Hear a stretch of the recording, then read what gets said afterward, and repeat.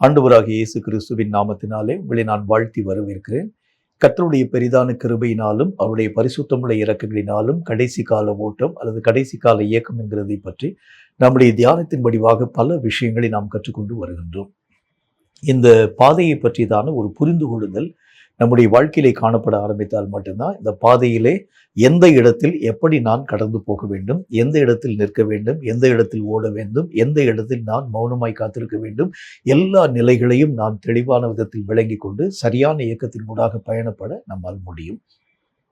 கர்த்தருடைய வேத புஸ்தகத்தில் பல ஜனங்கள் இந்த ஓட்டத்தின் ஊடாக கடந்து போனாலும் கூட இந்த பாதைகளை பற்றிதான தெளிவற்ற நிலைகள் அவருடைய வாழ்க்கையிலே காணப்பட ஆரம்பித்ததுனால பல மக்கள் பாதி வழியிலே நிறுத்தப்பட்டிருக்கக்கூடிய இந்த ஓட்டத்தின் ஊடாக கடந்து போனதை நம்ம பார்க்கலாம்.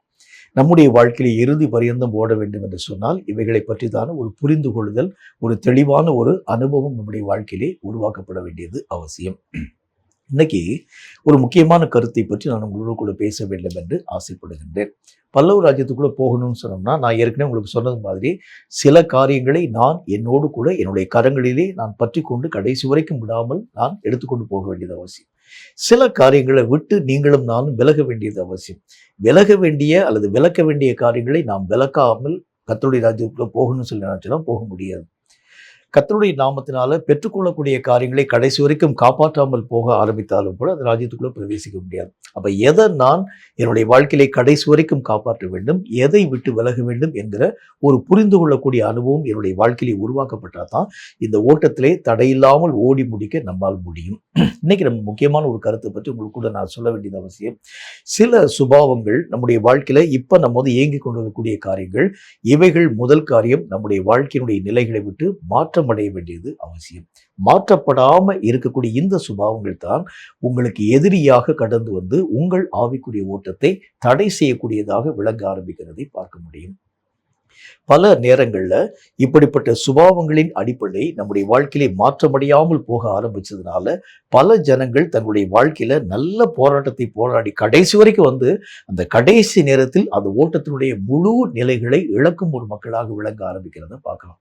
நல்ல ஒரு உதாரணத்தை உங்களுக்கு சொல்லணும்னா, கர்த்தருடைய வார்த்தையின் அடிப்படையில சிம்சோனுடைய வாழ்க்கையை எடுக்கலாம், அனனியா சப்பிராளுடைய வாழ்க்கையை எடுக்கலாம். நிறைய ஜனங்களுடைய வாழ்க்கையை பற்றி உங்களுக்கு நான் சொல்லிட்டு வரலாம். இவங்களாம் என்ன செய்யறாங்க பாருங்களேன், கர்த்தருடைய நாமத்தினால ஆண்டவராகிய தேவனுக்கு என்று இயங்க வேண்டும் என்கிற ஒரு விருப்பத்தோடு கூட கடந்து வர ஆரம்பிச்சாங்க. அவங்க ஓட்டத்தை நல்லா தான் ஓடிட்டு வந்தாங்க.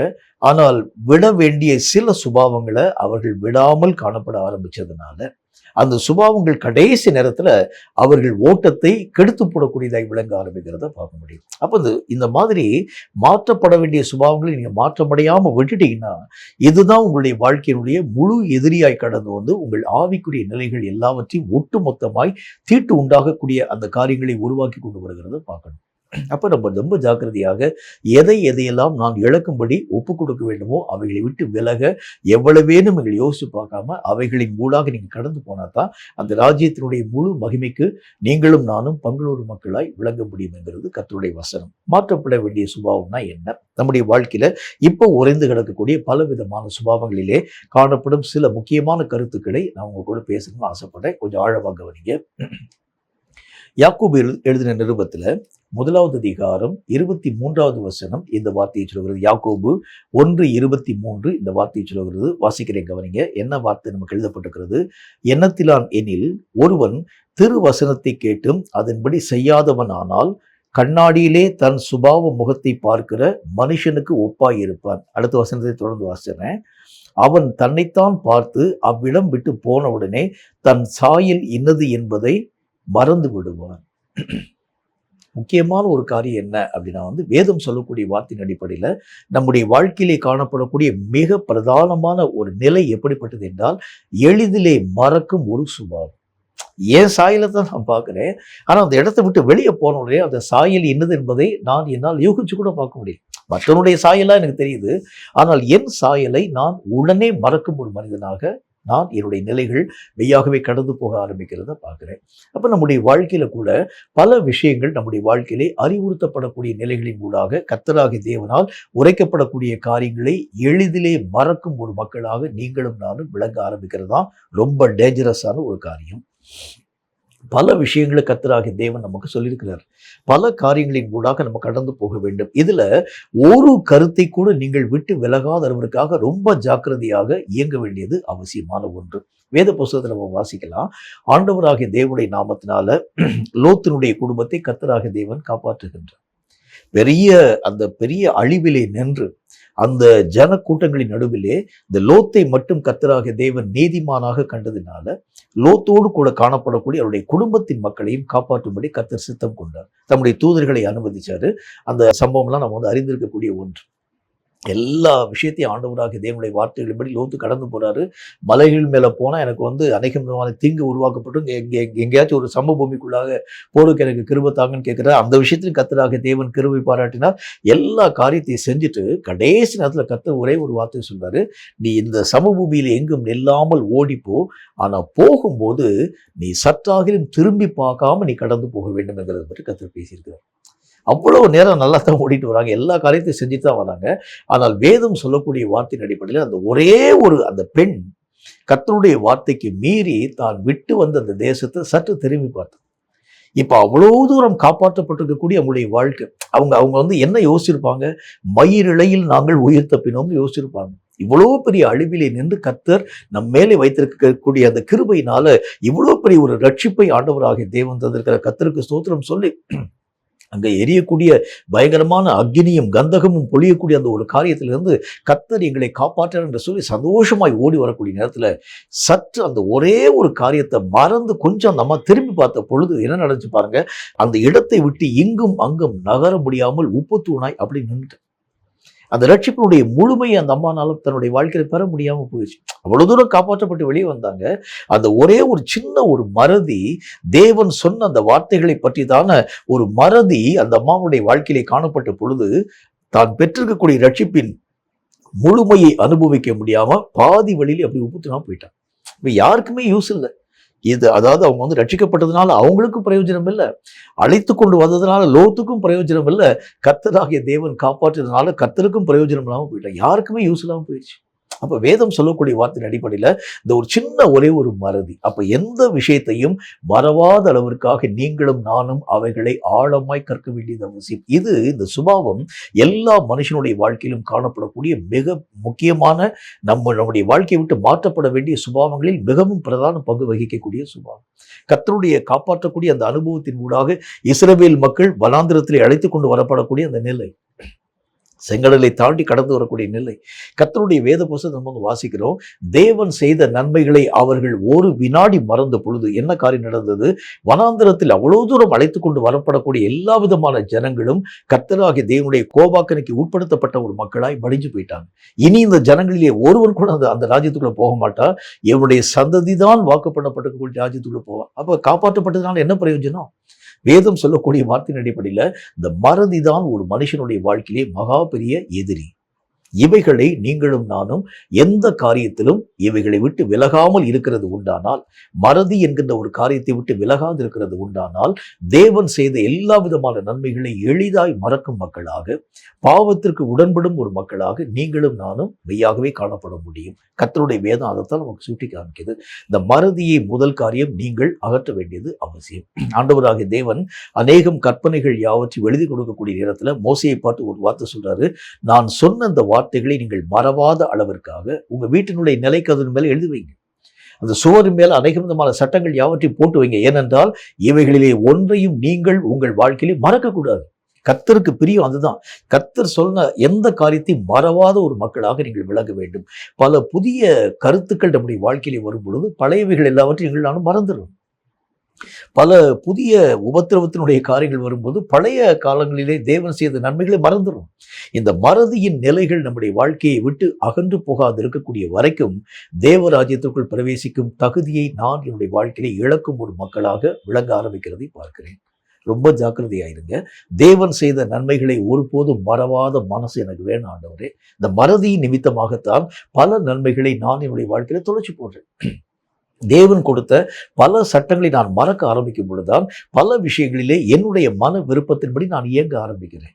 என்னுடைய தேவனாகிய கர்த்தர் எனக்கு என்ன வழிகளை காண்பித்து வைத்திருக்கிறாரோ அவைகளை நான் எளிதிலே என்னுடைய வாழ்க்கையை நான் மறக்க துவங்க ஆரம்பிக்கும் பொழுதுதான் நானாக புதிய வழிகளை, புதிய மார்க்கங்களை கற்பிக்கும் ஒரு மனிதனாக நான் என்னுடைய வாழ்க்கை நிலைகளை உருவாக்க ஆரம்பிக்கிறேன். இப்ப இருக்கக்கூடிய கிறிஸ்தவ வாழ்க்கையினுடைய நிலைகளை பாருங்க.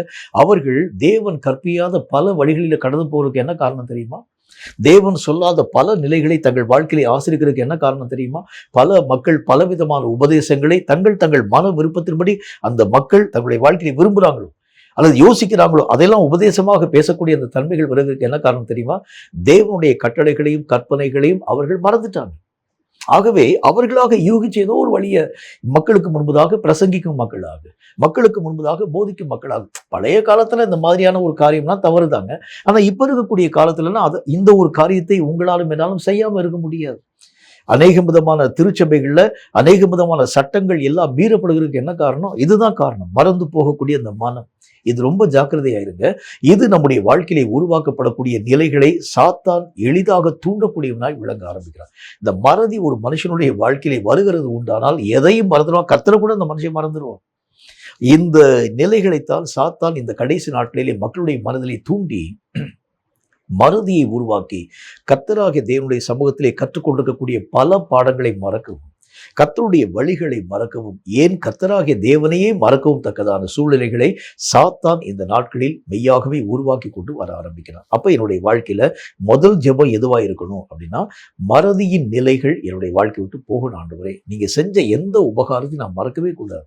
எல்லா நாளிலும் நினைவு கூறும் ஒரு மனிதனாக, எல்லா நாளிலும் தேவன் செய்த ஒரு காரியத்தை மறவாத ஒரு மனிதனாக என்னுடைய மனம் உண்மையே மெய்யாகவே பார்க்கக்கூடிய அளவிற்காக, உண்மையே நோக்கக்கூடிய அளவிற்காக என்னுடைய மனதிலே காணப்படும் மறதியின் நிலைகள் அகன்று போகும்படிக்காக ஜெபிக்கிறேன் என்று சொல்லி நீங்களும் நானும் ஜெபிக்க வேண்டியது அவசியம். ரொம்ப ஜாக்கிரதையாயிருங்க. இந்த மறதி தான் ஒரு மனுஷனுடைய வாழ்க்கையில் முதல் எதிரி. இவைகளை நீங்களும் நானும் விட்டு விலக வேண்டியது அவசியம். இந்த சுபாவங்கள் மாற்றப்பட வேண்டியது அவசியம். இரண்டாவது ஒரு சுபாவத்தை பற்றி பாருங்களேன். ரொம்ப முக்கியமான ஒரு கருத்தை நான் உங்களுக்கு சொல்ல வேண்டியது அவசியம். 1 கொரிந்தியரின் புஸ்தகத்துல அதுல 2வது அதிகாரம் 14வது வசனம் இந்த வார்த்தையை நமக்கு சொல்லுவது. 1 கொரிந்தியர் 2வது அதிகாரம் 14வது வசனத்தை வாசிக்கிறேன். அது என்ன வார்த்தையை சொல்லுவது பாருங்க. ஜென்ம சுபாவமான மனுஷனோ தேவனுடைய ஆவிக்குரியவைகளை ஏற்றுக்கொள்ளான். அவைகள் அவனுக்கு பைத்தியமாக தோன்றும். அவைகள் ஆவிக்கேற்ற பிரகாரமாய் ஆராய்ந்து நிதானிக்கப்படுகிறவைகள் ஆனதால் அவைகளை அறியவும் மாட்டான். 2வது காரியம் என்ன அப்படின்னா தேவனுடைய தன்மைகளுக்கு உண்டானவைகள் எல்லாம். முதல்ல நல்ல ஒரு காரியத்தை நீங்க புரிஞ்சுக்கோங்க. தேவனுக்குரியவைகள் எல்லாம், அது ஜெபமாகட்டும், ஊழியமாகட்டும், அது நீங்க கர்த்தராகிய தேவனுக்கு கொடுக்கக்கூடிய அநேக விதமான காணிக்கையாகட்டும், அல்லது கர்த்தருடைய சமூகத்துல கர்த்தருடைய வார்த்தைகளை வாசிக்கக்கூடிய வசனங்களை தியானிக்கக்கூடிய தியானமாகட்டும், கர்த்தருக்கு நீங்க என்ன காரியத்தை செய்தாலும் அவைகள் எல்லாம் ஆவிக்குரியவைகள். அவைகள் இந்த உலகத்திற்கு அப்பாற்பட்ட ஒன்று. கர்த்தராகிய தேவனுடைய நாமத்தினால நம்ம கர்த்தருக்குன்னு செய்யக்கூடிய எல்லா விதமான விஷயங்களும் ஆவிக்குரிய தன்மைகளோடு கூட ஆண்டவராகிய தேவனால் அங்கீகரிக்கப்படக்கூடிய ஒன்றாக விளங்க ஆரம்பிக்கிறது. இதை நீங்க ஆவிக்குரிய பிரகாரமா நீங்க உங்களுடைய வாழ்க்கையில் இந்த ஒரு காரியத்தை ஆசரியாம மாம்சீக பிரகாரமாக இந்த ஒரு காரியத்தை செஞ்சா இவைகள் ஆண்டவராகிய தேவனுடைய சமூகத்திலே அங்கீகரிப்புக்கு அப்பாற்பட்ட ஒன்றாக விளங்க ஆரம்பிக்கிறத பார்ப்போம். முக்கியமான ஒரு காரியத்தை கர்த்தர் என்ன சொல்றாரு? ஆவிக்குரிய பல விஷயங்களை கர்த்தர் உங்களுக்கும் எனக்கும் தெளிவாக பேசி கொண்டு வரக்கூடியவராய் விளங்குகிறார். பல சத்தியங்கள் வேத புத்தகத்தில் காணப்படக்கூடிய பல விஷயங்கள் ஆவிக்கேற்ற வண்ணமாய் ஆராய்ந்து நிதானிக்கப்படக்கூடிய அளவிற்காகவே எழுதப்பட்டிருக்கக்கூடிய ஒன்று.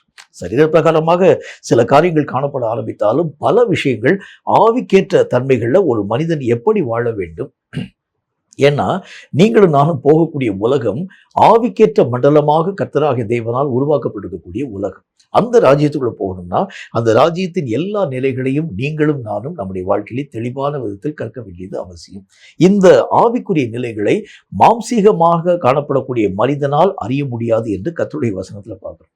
இந்த ஆவிக்குரிய விஷயங்களை பற்றி பேசினாலே அவனுக்கு இந்த ஒரு காரியம் பைத்தியமாக தோன்ற ஆரம்பிச்சிருக்கும். இவைகளை அவன் தன்னுடைய மனசுல ஏற்றுக்கொள்ள முடியாது. என்ன கிறுக்குத்தனமா நீங்க உளர்றீங்க, என்ன இப்படிப்பட்ட ஒரு காரியத்தின் கூடாக நீங்க கடந்து எல்லா விதமான தன்மைகளை ஒரு தவறான வழிநடத்தக்கூடிய நிலைகளை உருவாக்கி கொண்டு வரீங்க. இப்படி அந்த மனுஷன் இந்த ஒரு காரியத்தை ஏற்றுக்கொள்ள மாட்டான். அவைகள் அவனுக்கு பைத்தியமாய் தோன்ற ஆரம்பிக்கும். ஏன்னா வசனத்தில் போட்டுக்கு ஆவிக்குரிய காரியம் ஆவிக்குரிய வண்ணமாய் நிதானிக்கப்பட்டால் மட்டும்தான் அதனுடைய மகத்துவத்தை உங்களாலும் என்னாலும் விளங்கிக் கொள்ள முடியும். இப்போ இதுக்கு நல்ல ஒரு உதாரணத்தை உங்களுக்கு சொன்னா தான் இதனுடைய விளக்கத்தை நீங்களும் நானும் தெளிவான விதத்தில் கற்றுக்கொள்ள முடியும். ஆண்டவராகிய இயேசு கிறிஸ்து இந்த பூமிக்குள்ளாக கடந்து வரக்கூடிய நேரத்துல பரலோகத்தை பற்றி பல விளக்கங்களை அந்த சீஷர்களுக்கு பதிலே கர்த்தர் பேசிட்டே வர்றாரு. இந்த சீஷர்கள் எல்லாமே என்ன யோசிச்சிருப்பாங்க, நீங்க வந்து யோசிச்சு பாருங்களேன். இந்த பரலோக ராஜ்யம்னா வேற ஒரு ஊர் போல இருக்கிறது, இப்படித்தான் அவங்க யோசிச்சிருப்பாங்க. வேற ஒரு ஊரா இருக்கும் போல இருக்கிறது, அங்க நமக்கு தேவையான பலவிதமான காரியங்களை கர்த்தர் வச்சிருக்கிறார் போல இருக்கிறது. கர்த்தருடைய ராஜ்யம்னா இப்படிதான் இருக்கும். அவங்களுடைய அசப்ஷன் படி ஆண்டவராகிய தேவனுடைய ராஜ்யம் என்று சொன்னால் இப்படித்தான் இருக்கும். அங்க வந்து அநேக விதமான கடைத்தெருக்கள் இருக்கும், அங்க பல விதமான வீடுகள் இருக்கிறது பார்ப்போம், அங்க மரங்கள் இருக்கும், பறவைகள் இருக்கும், எல்லா விதமான விலங்குகள் இருக்கக்கூடிய அந்த தன்மைகளை பார்க்கணும். இப்படிதான் அவங்க யோசிச்சிருப்பாங்க. ஆனால் என்றைக்கு அவர்கள் ஆவிக்குள்ளாக்கப்பட்டார்களோ அன்றைக்கு தான் பரலோகம் என்றால் என்ன என்கிறதை பற்றி தான முழு மகிமையை தங்கள் வாழ்க்கையிலே பார்க்கும் ஒரு மக்களாய் விளங்கியிருப்பாங்க. நம்ம யோசிச்சது வேற, ஆனால் ஆண்டவராகிய தேவன் கற்பித்து தந்திருக்கக்கூடிய காரியங்கள் வேற. நான் வந்து என்னுடைய மன கண்களிலே பார்த்த காரியம் வேற, நானே யூகிச்ச காரியம் வேற. ஆனால் கர்த்தருடைய ராஜ்யம் என்று சொன்னால் அது இத்தனை மகிமை நிறைந்ததாக, இத்தனை வனப்பு நிறைந்ததாக, இத்தனை மேன்மையாக காணப்படக்கூடிய ஒன்றாக, இவ்வளவு பெரிய ஒரு கர்த்தரா இந்த உலகத்துல நாம் தங்கியிருக்கக்கூடிய இடத்திலே தங்கியிருக்கக்கூடிய ஒரு தேவனாய் விளங்கினார். அப்பதான் அவங்களுக்கு வந்து ஆச்சரியப்படுறாங்க. இவ்வளவு பெரிய ஒரு கடவுள், இவ்வளவு பெரிய ஒரு தேவன் நம்ம கூட ஒரு சாதாரண ஒரு மனிதனாக ஆண்டவராக இயேசு கிறிஸ்து வந்தார்னு சொன்னா அவருடைய அந்த ராஜ்யத்தில் அவருடைய மகிமை எவ்வளவு பெரியது என்பதை பற்றி அந்த ராஜ்யத்தினுடைய அந்த மகிமையான காரியங்களை அறியும்படிக்காக அவருடைய கண்கள் திறக்கப்பட்ட பொழுதுதான் அந்த தன்மைகளுடைய ஆழ்ந்த விஷயங்களை அவர்கள் புரிந்து கொள்ள ஆரம்பிச்சாங்க. அப்ப வேத புத்தகத்தில் ஆண்டவராகிய தேவன் சொல்லக்கூடிய வார்த்தையின் அடிப்படையில ஜென்ம சுபாவங்கள் நீக்கப்படாது இருக்கக்கூடிய வரைக்கும், அல்லது அந்த உலகத்துக்குரிய தன்மைகள் நம்முடைய வாழ்க்கையை விட்டு அகன்று போகாது இருக்கக்கூடிய வரைக்கும் தேவனாகிய கர்த்தரால் உரைக்கப்பட்டிருக்கக்கூடிய எல்லா விஷயமும் உங்களுக்கும் எனக்கும் அந்நியமாகவே காணப்பட ஆரம்பிக்கும். அவைகளுடைய முழு விஷயத்தை உங்களுக்கு விளங்கிட முடியாது. ஏதோ நீங்க வந்து தலையறிவில் ஒப்பிப்பீங்க, சொல்லுவீங்க. தலையறிவில் பரலோகம்னா இப்படி இருக்கும், அப்படி இருக்கும், அந்த ராஜ்யத்தில் அவ்வளவு சந்தோஷம் இருக்கும், அவ்வளவு விதமான மேன்மை. இதை உணர்ந்து பேச முடியாது. உங்களுக்கு எனக்கு அறிமுகம் இல்லாத இருக்கக்கூடிய ஒரு காரியம். இதை நீங்க எப்ப நீங்க வந்து அனுபவித்து பார்க்க முடியும் என்று சொன்னால் ஆவிக்குரிய பிரகாரமாய் இவைகளை நீங்கள் அணுகினால் மட்டும்தான், ஆவிக்குரிய பிரகாரமாய் இவைகளை நீங்கள் சந்திக்க ஆரம்பிச்சா மட்டும்தான், ஆவிக்குரிய தன்மைகளை பற்றி ஆவிக்குரிய ரீதியாக நீங்கள் புரிந்து கொள்ள நீங்களும் நானும் முயற்சி பண்ண ஆரம்பிச்சா மட்டும்தான் இவைகளுடைய முழு தன்மைகளினுடைய ஆழ்ந்த அனுபவங்களை விளங்கிக் கொள்ள உங்களாலும் என்னாலும் ஆகும். அதுக்கு முன்னால் வரைக்கும் அது எப்படி இருக்கும், எல்லா மக்களாலும் அறிவிக்கப்படக்கூடிய ஒன்று. ஸோ அதை நான் ஏற்றுக்கொள்கிறேன், அவ்வளவுதான். இன்னும் ஒரு படி மேல போய் சில திறப்பட்ட மக்கள் என்ன சொல்லுவாங்க, இதெல்லாம் பைத்தியமாக காணப்படக்கூடிய ஒன்றுன்னு சொல்லுவாங்க. இதெல்லாம் வந்து அதாவது இந்த உலக ரீதியான தன்மைகளிலே மெய்யாகவே நிரூபிக்கப்படாத ஒன்று. உலகத்துல ஏதாவது ஒரு காரியத்தை நான் கண்டுபிடிக்கிறது உண்டானால் இது உலக பிரகாரமான காரியங்களுக்கு முன்பதாக நிரூபிக்கப்பட வேண்டியது அவசியம். இதெல்லாம் நிரூபிக்கப்படாத சட்டங்கள், நிரூபிக்கப்படாத காரியங்கள், இதை நான் எப்படி ஏற்றுக்கொள்கிறேன் என்று சொல்லி இவைகள் எல்லா விதமான காரியங்களையும் சொல்லக்கூடிய மக்களை ஜனங்கள் பைத்தியமா பார்ப்பாங்க. ஆனால் ஆவிக்குரிய பிரகாரமாய் நீங்களும் நானும் இவைகளை அணுகினால் மட்டும்தான் இவைகளுடைய எல்லா விதமான முழு விளக்கத்தை நீங்களும் நானும் தெளிவான விதத்தில் கற்றுக்கொள்ள முடியும். ஆரம்ப நாள்ல சமுத்திரத்தினுடைய தன்மைகளை பற்றி ஆராயக்கூடிய அந்த காலங்களுக்கு முன்பதாக, சமுத்திரம்னா என்னன்னு தெரியாது ஜனங்களுக்கு. ஆரம்ப நாட்கள்ல சமுத்திரம் என்று சொன்னால் அது ஜனங்களை விழுங்கக்கூடிய ஒன்று. இதற்குள்ளாக வசிக்கக்கூடிய அந்த ஜீவராசிகளை பற்றிலாம் ஜனங்களுக்கு தெரியாது. இப்பதான் உள்ள போய் ஆழ்கடல் ஆராய்ச்சி என்கிற ஒரு காரியத்தினுடைய அடிப்படையில் எல்லா விதமான காரியத்தையும் ஆராய்ச்சி பார்க்குறாங்க. இதுக்கு முன்னால் வரைக்கும் சமுத்திரம் என்று சொன்னால் ஒரு பயத்தை தரக்கூடிய ஒன்றாக, சில இடங்களில் காண்பிக்கப்படக்கூடிய சில மீன்களை மாத்திரம் நம்ம எடுத்து சாப்பிடலாமே தவிர இதனுடைய உள்ளான பகுதி எப்படி இருக்கும் என்கிறதை பற்றி அறிய முடியாத அந்த நிலைகளிலே மக்களுடைய வாழ்க்கை நிலைகள் காணப்படக்கூடியதாய் விளங்கிற்று. என்னைக்கு இந்த ஆராய்ச்சி என்கின்ற ஒரு காரியத்தின் அடிப்படையில் ஜனங்கள் இந்த சமுத்திரத்தை ஆழத்தை ஆராயும்படிக்காக உள்ள போனாங்களோ அப்பதான் அவர்களுக்கு பலவிதமான ஆச்சரியங்கள் காணப்படக்கூடியதாய் விளங்கிற்று. இன்னைக்கு வரைக்கும் கூட சமுத்திரத்தின் பல ஆழங்களை ஜனங்கள் ஆராய்ந்து பார்த்தாலும் ஆழத்திலே பார்க்க பார்க்க இதுவரைக்கும் பாராது இருக்கக்கூடிய பல விஷயங்கள் அவருடைய கண்கள் இன்னைக்கு வரைக்கும் ஆச்சரியமா பார்த்துட்டே இருக்கு. இந்த மாதிரியான ஒரு உருவத்தை, இந்த மாதிரியான ஒரு விலங்கு, இந்த மாதிரியான ஒரு மீனை நான் சந்தித்ததே கிடையாது. இவ்வளவு ஆழமான காரியங்களில் இத்தனை விதமான நிலைகள் உருவாக்கப்பட்டது, எப்படியெல்லாம் உருவாக்கப்பட்டிருக்கிறது இன்னைக்கு வரைக்கும் ஜனங்கள் ஆராய்ச்சிட்டே வராங்க. அந்த காலம் துவங்கி இந்த காலம் வரைக்கும் ஆராய்ந்து கொண்டு வரக்கூடிய மக்களுக்கு புதிய புதிய அதிசயங்களை, இப்படிதான் பரலோக ராஜ்யமும் கூட. நம்முடைய அறிவுக்கு உட்படுத்தப்பட்டிருக்கக்கூடிய சில விஷயம் இவைகளை ஆவிக்கேற்ற வண்ணமாய் நீங்கள் ஆராய்ந்து பார்க்கும் பொழுதுதான் தோண்ட தோண்ட புதிய புதிய விஷயங்கள், புதிய புதிய கருத்துக்கள், புதிய புதிய காரியங்கள் நம்முடைய வாழ்க்கையிலே உருவாக்கப்பட ஆரம்பிக்கிறதை பார்க்க முடியும். அப்போ நம்முடைய வாழ்க்கையிலே இந்த மாதிரி பல விஷயங்களை புரிந்து கொள்ள வேண்டும் என்றால் முதல் காரியம் என்ன, ஜென்ம சுபாவமாய் காணப்படக்கூடிய பைத்தியமாய் இவைகளை பார்க்கக்கூடிய இந்த நிலைகள் என்னை விட்டு போகணும். இது இருக்கக்கூடிய வரைக்கும் இவைகளுடைய ஆழங்களை பார்க்க முடியாது. யாரோ சொல்றதை பார்ப்பேன், மற்றபடி இவைகளுடைய ஆழங்களை நான் அறிய முடியாத ஒரு அந்நியனாகவே காணப்படும்.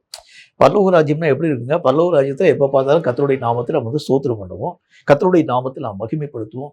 சில ஜனங்கள் இந்த ஒரு காரியத்தை நீங்கள் பேசும்போது அவங்க என்ன கேட்பாங்க, இந்த மாதிரி நம்ம செஞ்சுட்டே இருந்தோம்னா, காலையில் ஒரு தடவை கர்த்தரை ஸ்தோத்திரம் பண்ணுறது, மத்தியானம் ஒரு தடவை ஸ்தோத்திரம் பண்ணுறது, ராத்திரி ஒரு தடவை ஸ்தோத்திரம் பண்ணுறது, நள்ளிரவில் கர்த்தருடைய நாமத்தை ஸ்தோத்திரம் பண்ணுறது, இது நமக்கு வந்து போர் அடிக்காதா கேட்பாங்க. ஏன்னா இவைகள் எல்லாம் நமக்கு பைத்தியமாகவே காணப்படக்கூடிய ஒன்று. ஆனால் இவைகளின் உள்ளான ஆழமான காரியங்களை பார்க்க வேண்டும் என்றால் ஆவிக்கேற்ற வண்ணமாய் ஆராய்ந்து பார்க்கக்கூடிய அளவிற்கு ஜென்ம சுபாவத்தினுடைய நிலைகள் அகன்று போனால் மட்டும்தான் ஆவிக்குரிய ரீதியான ஆழமான காரியங்களை விளங்கிக் கொள்ள நம்மால் முடியும். அப்ப ரெண்டாவது காரியம் எது என்னை விட்டு போகணும்னா, ஜென்ம சுபாவமான உலக ரீதியான அணுகுமுறையெல்லாம் போயிடணும். உலக ரீதியான எல்லா விதமான தன்மைகள் போயிடணும். ஆண்டவராகிய தேவனை உலக ரீதியாக அணுகக்கூடிய அணுகுமுறை, கர்த்தருடைய வசனங்களை உலக ரீதியாய் தியானிக்கக்கூடிய தியானத்தின் முறை, ஆவிக்குரிய தன்மைகளை இந்த உலக ரீதியாக பார்க்கக்கூடிய அநேக விதமான முறைமைகள், இதெல்லாம் அகன்று போக ஆரம்பிச்சாதான் ஆவிக்குரிய காரியங்களை ஆவிக்குரிய தெளிவான பார்வையோடு கூட பார்க்க உங்களாலும் என்னாலும் ஆகும். பல ஆச்சரியமான அனுபவங்களை பெற்றுக்கொள்ளவும் உங்களாலும் என்னாலும் ஆகும். அப்ப வேதத்துல எது என்னை விட்டு போக வேண்டும்? ஆவிக்குரியதை உலக ரீதியாய் அனுசரிக்கக்கூடிய எல்லா நிலைகளும் என்னை விட்டு போயிடணும். அந்த சுபாவம் என்னை விட்டு போயிடணும். இன்னொரு கருத்தை கூட உங்களுக்கு நான் சொல்ல வேண்டியது அவசியம். இந்த மாம்சம் எப்பவுமே வந்து முதலாக இயங்கக்கூடிய தன்மை வாய்ந்தது. இது என்ன செய்யும் பாருங்க, நீங்க ஆவிக்குரிய காரியத்தை பத்தி நீங்க ஆராய்ந்து பார்க்கும்படிக்காக நீங்க முயற்சி பண்ணும்போது இந்த மாம்சம் தன்னுடைய அறிவிலே பட்டதை உங்களுக்கு நான் சொல்லிடும். இதுல நான் என்ன செஞ்சிருக்கேன் பாருங்க, கன்ஃபியூஸ் அடைஞ்சு மாம்சம் சொல்லக்கூடிய காரியம் தான் உண்மை என்கிறதை பற்றி நான் யோசிச்சு மாம்சத்தினுடைய அணுகுமுறையின் மூலமாக ஆவிக்குரிய காரியங்களை அணுக ஆரம்பிக்கிறேன். இந்த ஜென்ம சுபாவமான மனிதன் எப்ப அடக்கப்படுகிறானோ அப்பதான் ஆவிக்குரிய தன்மைகளை பற்றிதான விரிவான புரிந்து கொள்ளுதல் நம்முடைய வாழ்க்கையை உருவாக்கப்பட ஆரம்பிக்கிறதை பார்க்க முடியும். மூன்றாவது ஒரு காரியத்தை பாருங்க, கர்த்தருடைய வேதம் மற்றும் ஒரு வார்த்தையை நமக்கு சுட்டி காண்பிக்கிறது. வேதம் சொல்லக்கூடிய வார்த்தையின் அடிப்படையில் யாக்கோபு எழுதின நிருபத்துல அதுல 3வது அதிகாரம் 7வது வசனம் இந்த வார்த்தையை நமக்கு சொல்கிறது. யாக்கோபு 3வது அதிகாரம் 7வது வசனம் இந்த வார்த்தையை சொல்கிறது. வாசிக்கிறீங்க கவனிங்க. அது என்ன சொல்லுன்னு பாருங்க. சகல விதமான மிருகங்கள், பறவைகள், ஊரும் பிராணிகள், நீர் வாழும் ஜந்துக்கள் ஆகிய இவைகளின் சுபாவம் மனுஷ சுபாவத்தால் அடக்கப்பட்டதும் உண்டு. மூன்றாவது காரியம், கர்த்தருடைய வேதம் சொல்லக்கூடிய அந்த வார்த்தையின் அடிப்படையில நமக்குள் உறைந்து கிடக்கும் மிருக சுபாவங்கள். மனுஷனுடைய வாழ்க்கையில பல நிலைகள் மெய்யாகவே கலந்து கிடக்கக்கூடிய அந்த தன்மைகளை பார்க்க முடியும். தேவ சுபாவம் உங்களுடைய வாழ்க்கையிலே உருவாக்கப்படணும்னா இந்த மிருக சுபாவம் என்று அழைக்கப்படக்கூடிய இந்த உலக ரீதியான பல விதமான அணுகுமுறைகள் நம்முடைய வாழ்க்கையை விட்டு அகன்று போக வேண்டியது அவசியம். நான் ஏற்கனவே உங்களுக்கு பல முறை பல விளக்கங்களில் நான் பேசின அந்த காரியங்களை பற்றி நான் யோசிக்கிறேன். அதுல உங்களுக்கு சொல்லியிருக்கக்கூடிய இந்த வார்த்தையை மீண்டும் உங்களுக்கு நான் சொல்ல வேண்டும் என்று ஆசைப்படுகிறேன். பரலோகத்தின் நிலைகள் என்கிறது உலகத்தின் கருத்துக்களுக்கு முற்றிலும் மாறாக்கப்பட்டிருக்கக்கூடிய ஒன்று. பரலோகம் எதை அங்கீகரிக்க ஆரம்பிக்கும் அப்படின்னா வந்து பழிக்கு பழி வாங்குதலை பரலோகம் அங்கீகரிக்கிறது. பழி வாங்கக்கூடிய காரியங்களுக்கு நீங்கள் எதிர்த்து நிற்காமல் அவைகளை அன்பினால் மேற்கொள்ளக்கூடிய தன்மைகளைத்தான் பரலோகம் ஏற்றுக்கொள்ளும். நீங்களும் நானும் செய்த காரியங்களுக்கு சரிக்கு சரி செய்யக்கூடிய தன்மைகளை பரலோகம் ஏற்றுக்கொள்ளாது. பரலோகம் எதை அங்கீகரிக்க ஆரம்பிக்கிறது? செயல்படுத்தப்படக்கூடிய எல்லா விதமான கிரியைகளையும் பொறுமையோடு கூட ஏற்றுக்கொள்ளக்கூடிய மனதைத்தான் கர்த்தராகிய தேவனுடைய ராஜ்யம் அங்கீகரிக்கக்கூடியதாய் விளங்க ஆரம்பிக்கிறது. பரலோகத்தினுடைய சட்டம் அப்படித்தான். அந்த ராஜ்யத்துக்குள்ள போகணும்னு சொன்னா இந்த உலகத்திலே காணப்பட்டிருக்கக்கூடிய பல நிலைகளிலே நின்று நீங்களும் நானும் வேறுபிரிக்கப்பட வேண்டியது அவசியம். எதுல வேறுபிரிக்கப்பட வேண்டும்? ஒருத்தர் உங்களை வந்து அடிக்கிறான்னு சொன்னா அது அவனை நீங்க வந்து பதிலுக்கு பதில் அடிக்கக்கூடிய காரியம் இந்த உலகத்தினுடைய சட்டம். உலகத்திலே இருக்கக்கூடிய ஒரு தன்மை. அவன் எனக்கு விரோதமாக ஒரு காரியத்தை செய்யறான், அவனை நான் பழிக்கு பழி வாங்க வேண்டும், அவனுக்கு விரோதமான ஒரு காரியத்தை உருவாக்க வேண்டும். இது உலக ரீதியாக மக்களால் மெய்யாகவே இந்த நாட்களில் ஆசரிக்கப்படக்கூடிய ஒன்று.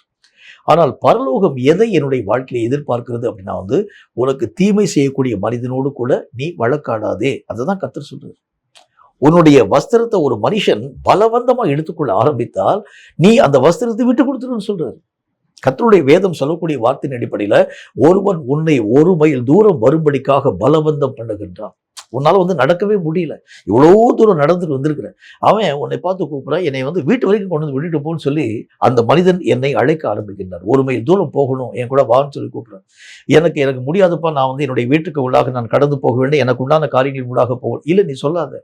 அவன் 1 மைல் தூரம் உன்னை அழைக்கும்படிக்காக அவன் உன்னை பலவந்தம் பண்ணினால் 2 மைல் தூரம் நீ அவன் கூட போன்னு சொல்றாரு. அப்படின்னா வேத புஸ்தகம் சொல்லக்கூடிய வார்த்தையின் அடிப்படையில் நம்முடைய மிருக சுபாவங்கள் என்று அழைக்கப்படக்கூடியது பழிக்கு பழி வாங்கக்கூடிய அந்த தன்மை, என்னுடைய மன விருப்பத்தின்படி நடக்கக்கூடிய தன்மை, மற்றவனுடைய எல்லா விதமான உரிமைகளை பறிக்கக்கூடிய தன்மைகள், மற்றவருக்கு இடையூறு உருவாக்கக்கூடிய தன்மைகள் எல்லாம் முற்றிலும் அகன்று போக வேண்டியது அவசியம். அது இருந்துச்சுனாலே அந்த ராஜ்யத்திற்குள்ளாக கடந்து போக நம்மளால முடியாது. அநேகம் விதமான ஆவிக்குரிய வட்டாரத்தில் கூட இந்த சுபாவங்கள் இன்றைக்கு வரைக்கும் மாற்றப்படாது இருக்கக்கூடிய பல நிலைகளை உங்களாலும் என்னாலும் பார்க்க முடியும். உதாரணத்துக்கு சொல்றேன் பாருங்களேன். இப்ப யாராச்சும் எனக்கு விரோதமாக ஒரு வார்த்தையை பேசிட்டான்னா, நான் செய்யாத ஒரு தவறை பற்றி ஒருத்தர் பேசிட்டான்னா, அல்லது என்னை ஒரு வேளை ஏதாச்சும் ஒரு மீடியாவில் கேவலப்படுத்தி ஒரு வார்த்தை பேசிட்டான்னா, அந்த வார்த்தைக்கு பதிலுக்கு பதில் பேசாது இருக்கக்கூடிய மக்களை எத்தனை பேர் உங்களால் என்னாலும் பார்க்க முடியும் பாருங்க. ஏதாச்சும் ஒரு காரியத்தில் அவர்கள் பேசின அந்த காரியத்திற்குரிய பதில் வார்த்தைகளை அவங்க பேசிடுவாங்க. ஆனால் கர்த்தருடைய வேத புஸ்தகத்தில் வாசிக்கிறோம், அந்த ஏரோதும் சரி பிலாத்துவும் சரி ஆண்டவராகிய தேவனை பல கேள்விகளினாலே இயேசு கிறிஸ்துவை துளைக்கிறாங்க, கேட்குறாங்க. ஆனால் இயேசு கிறிஸ்துவோ வாய் திறமாமல் மௌனமாய் காணப்பட ஆரம்பிக்கிறார். இவர் பக்கத்துல நியாயம் இருக்கு, அவர் தப்பே பண்ணல, எந்த விதமான குற்றத்திற்கும் அவர் பாத்திரமற்றவராய் விளங்கக்கூடிய அந்த தன்மை வாய்ந்தவர் இயேசு கிறிஸ்து. அவர் செய்திருக்கக்கூடிய குற்றம் என்று சொன்னால் யாருமே அவங்க தேவையில்லாத காரியங்களை பழியாக சொல்றாங்க.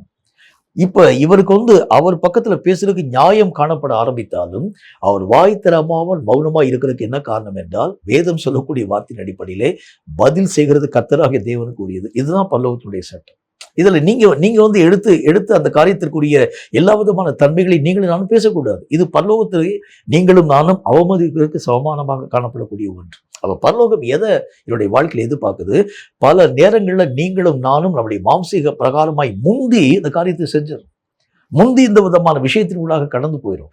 இது பரலோகத்தினால் தடுக்கப்பட்டிருக்கக்கூடிய அநேக விதமான தன்மைகளிலே ஒன்று. ரொம்ப ஜாக்கிரதையாயிருங்க. பரலோகத்திற்கு நீங்களும் நானும் பிரவேசிக்க வேண்டும் என்றால் இந்த மிருக சுபாவங்கள் நம்முடைய வாழ்க்கையிலே அடக்கப்பட வேண்டும். ஏதாகிலும் நம்முடைய உரிமைகள் மற்ற மக்களால் பிடுங்கப்படக்கூடிய நேரத்தில் மிருகங்கள் மெய்யாகவே பொறுத்திருக்கு. இது சண்டை பண்ணி தன்னுடைய உரிமைகளை நிலைநாட்டும்படிக்காக போரிடக்கூடிய அந்த காரியங்களை செய்யறது மாதிரி நமக்குள்ளும் பலவிதமான சுபாவங்கள் உள்ளே அடக்கப்பட்டிருக்கிறது, உள்ள மறைஞ்சிருக்கு. இந்த சுபாவங்கள் முற்றிலும் அழிக்கப்பட ஆரம்பித்தால் மட்டும்தான் தேவ ராஜ்யத்தில் பிரவேசிக்கும் முழு தகுதியை பெற்றுக்கொள்ளக்கூடிய ஒரு மக்களாய் விளங்க முடியும். கேட்கும் கர்த்தருடைய பிள்ளையே, நம்முடைய வாழ்க்கையில பல நிலைகள் இன்றைக்கு வரைக்கும் ஆரோக்கியமாக்கப்படாது இருக்கக்கூடிய பல நிலைகளை பார்க்க முடியும். நான் வெளியே நல்ல ஊழியம் பார்ப்பேன், வெளியே நல்ல தீர்க்க தரிசனம் சொல்லுவேன், வெளியே நல்ல கர்த்தருடைய நாமத்தினாலே பெரிய பெரிய அற்புதங்கள் என்னுடைய கரங்களின் மூலம் உருவாக்கப்பட ஆரம்பித்தாலும் என்னுடைய உள்ளான வாழ்க்கை நான் சற்று ஆழமாய் திரும்பி பார்க்க ஆரம்பித்தால் இன்னும் ஆரோக்கியமாக்கப்படாது இருக்கக்கூடிய பல நிலைகளை நான் பார்க்கிறேன். இன்னும் கர்த்தராகிய தேவனால் ஏற்றுக்கொள்ளப்பட முடியாத பல சூழ்நிலைகளை நான் என்னுடைய வாழ்க்கையில பார்க்கிறேன். இன்னும் ஆண்டவராகிய தேவனுக்கு பிரியமற்ற பல பகுதிகளை நான் பார்க்கிறேன். என்னாலேயே என்னுடைய வாழ்க்கையை ஏற்றுக்கொள்ள முடியாத பல நிலைகளை நான் பார்க்க ஆரம்பிக்கிறேன். வெளியே நான் ஏமாத்துறேன், வெளியே நான் நடிக்கிறேன், ஆனால் என்னுடைய அந்தரங்கமான வாழ்க்கையில பல சூழ்நிலைகள் எனக்கு எதிரடையா இன்றைக்கு வரைக்கும் இயங்கிக் கொண்டிருக்கிறது நான் பார்க்கிறேன். இந்த சுபாவங்கள் மாற்றப்படாது இருக்கிறது உண்டானால் தேவராஜ்யத்தில் பிரவேசிக்கக்கூடிய எல்லா தகுதியும் இழக்கும் மக்களாய் நீங்களும் நானும் காண்பிக்கப்பட ஆரம்பிக்கிறதை பார்க்கலாம். கேட்கும் கர்த்தருடைய பிள்ளையே, ரொம்ப ஜாக்கிரதையாயிருங்க. எதையெல்லாம் விட்டு விலகணுமோ இவைகளை விட்டு நீங்கள் விலகினால்தான் ஆண்டவராகிய தேவனுடைய ராஜ்யத்தின் முழு மகிமையை பெற்றுக்கொள்ளக்கூடிய மக்களாக விளங்க முடியும் என்கிறதில் சந்தேகம் ஒன்றுமில்லை. தலைகளை தாழ்த்தி கண்களை மூடி கர்த்தரை நோக்கி நாம் ஜெபம் செய்வோம். எங்களை அதிகமாக நேசிக்கிற எங்கள் அன்பின் பரலோக பிதாவே, உம்மால் உரைக்கப்பட்டு இந்த பரிசுத்தமுள்ள வார்த்தைகளுக்காக ஸ்தோத்திரம் ஆண்டவரே. எந்த சுபாவங்களை விட்டு நாங்கள் விலக வேண்டும் என்கிறதை பற்றி நீர் எங்களோடு கூட பேசி சொன்ன இந்த பரிசுத்தமுள்ள வார்த்தைகளுக்காக ஸ்தோத்திரம். எவைகளெல்லாம் எங்களை மீறும் சுபாவங்களாக, எங்களை மீற பண்ணும் சுபாவங்களாக, எங்களை பாவங்களுக்கு உட்படுத்தும் சுபாவங்களாக நினைவு கூறப்பட ஆரம்பிக்கிறதோ அவைகள் ஒன்றையும் நாங்கள் மெய்யாகவே அலட்சியமாய் விட்டுவிடாத அளவிற்காக அவைகளை விட்டு விலகி பரிசுத்தமாகுதலை பயபக்தியாய் ஆசிரித்து ராஜ்யத்தில் பிரவேசிக்கக்கூடிய முழு தகுதியை பெற்றுக்கொள்ள இந்த வார்த்தைகளை கேட்கும் ஒவ்வொரு பிள்ளைகளுக்கும் கிருபை தந்து ஆசீர்வதிக்க வேண்டும் என்று இயேசு கிறிஸ்துவின் நாமத்தினால் வேண்டிக் கொள்கிறோம் எங்கள் பரிசுத்தமுள்ள நல்ல பிதாவே. ஆமேன், ஆமேன். இந்த வார்த்தைகளை கேட்டவங்கள் ஒவ்வொருவரையும் கர்த்தர் அளவில்லாமல் ஆசீர்வதிப்பாராக. எந்த சுபாவங்களிலே நின்று நீங்கள் நீக்கப்பட வேண்டுமோ அவைகளை விட்டு விலகினால் நிச்சயமாக தேவராஜ்யத்திலே பிரவேசிக்கும் முழு தகுதியை பெற்றுக்கொள்ளவும், ஓட்டத்திலே கடைசி பரியந்தம் ஓடி இலக்கை எட்டி தேவனுக்கு முன்பதாக நிற்க பாத்திரமுள்ளவர்களாக நீங்களும் நானும் நினைவு கூறப்பட முடியும் என்கிறதிலும் எந்த விதமான சந்தேகம் இல்லை. கர்த்தர் தாமே உங்கள் ஒவ்வொருவரையும் அளவில்லாமல் ஆசீர்வதிப்பாராக. ஆமென்.